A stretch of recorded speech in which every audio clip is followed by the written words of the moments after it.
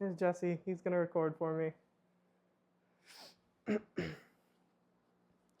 Hi, everybody. So it's Cameron, and I am back with my presentation called Being Mindful.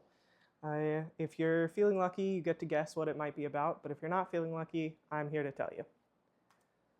This little guy is a carpenter bee, and he looks a little bit different from most of the bees that we might see on our day-to-day, with his black thorax crawling out of what looks like the side of a house instead of the normal hive. But like all bees, he's absolutely intrinsic to our world and our natural habitats. Also, like all bees, he is under threat of severe extinction, mostly at the hands of humans. So today, I'm going to tell you a little bit about why we're at this point with the bees, why it's our responsibility to fix it, and of course, what we can all do to help. So I know you've all been asking lately, what's up with bees? What's going on in their world?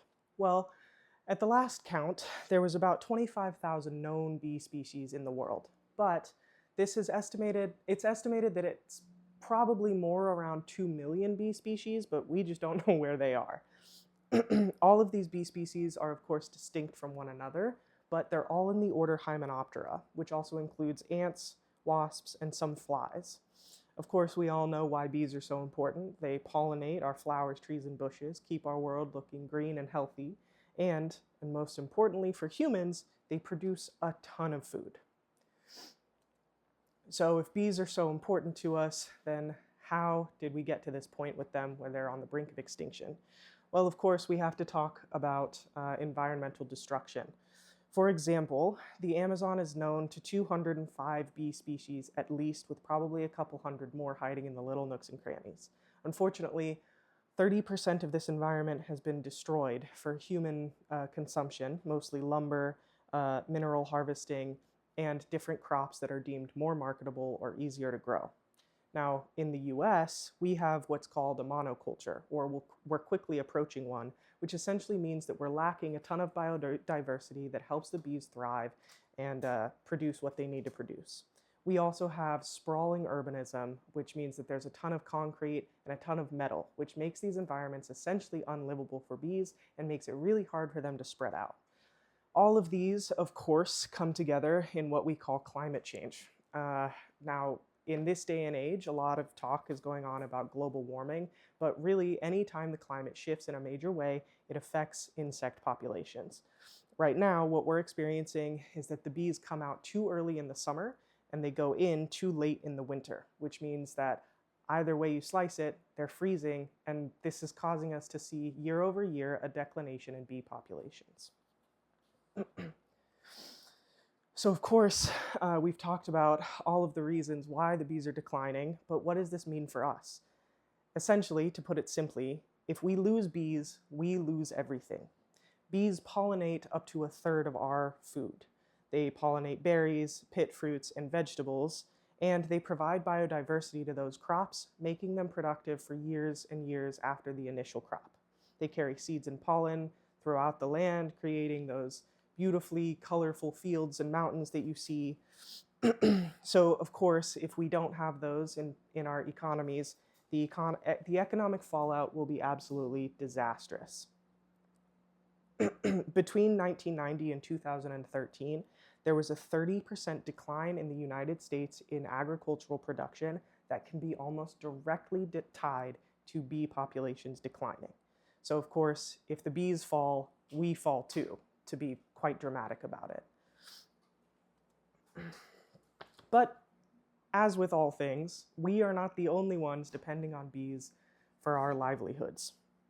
They balance human and animal ecosystems, and other insects and birds, like these ones here, which are actually called the bee catcher family of birds, do eat bees.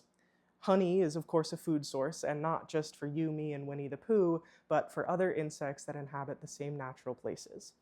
Omnivores and herbivores, of course, eat the vegetation that bees pollinate, and the entire ecosystem essentially thrives because pollinators, bees specifically, are active in them. So I've pretty much answered my own question, and my question was, why bees? Well, like I said last week with sharks, they're essential to their ecosystems and they're often understood. no matter who you are or where you might be, chances are there's a bee present somewhere near you. We are losing them rapidly, and this means that we're suffering the consequences of the lack of pollination in our agriculture and thus in our economies. They're also essential for biodiversity, so any beautiful field or beautiful lake or beautiful sky that you see might go away if the bees go away. So, of course, I'm here trying to persuade you guys to do something, and that is to be mindful.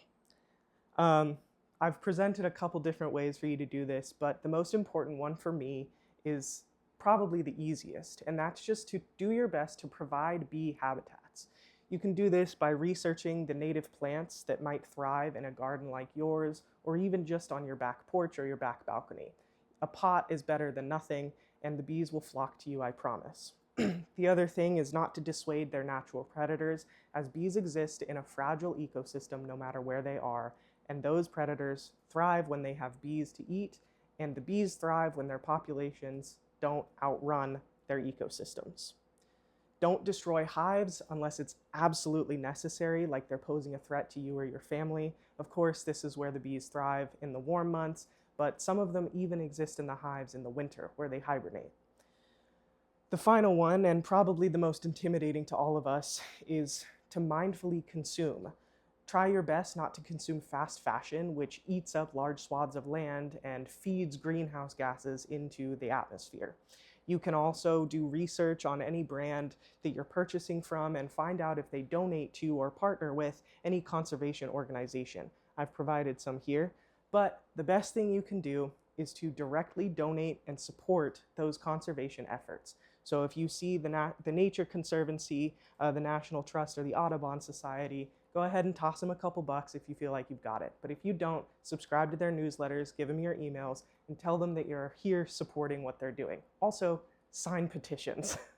That is so valuable. It cannot be understated how many voices we can gather if we just do the research.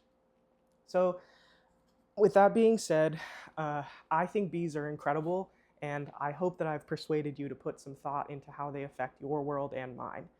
The next time you put some honey in your coffee or on your granola, or you bite into a ripe, juicy raspberry, or you even smell a pretty flower in a huge field full of other pretty flowers, remember that none of this would exist without bees.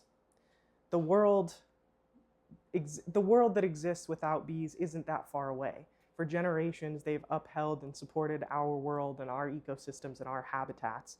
And now we're just a couple generations away from that not existing anymore.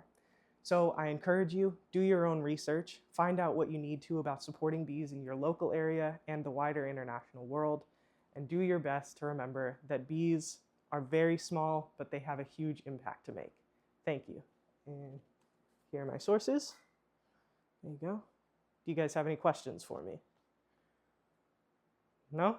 All good. Okay.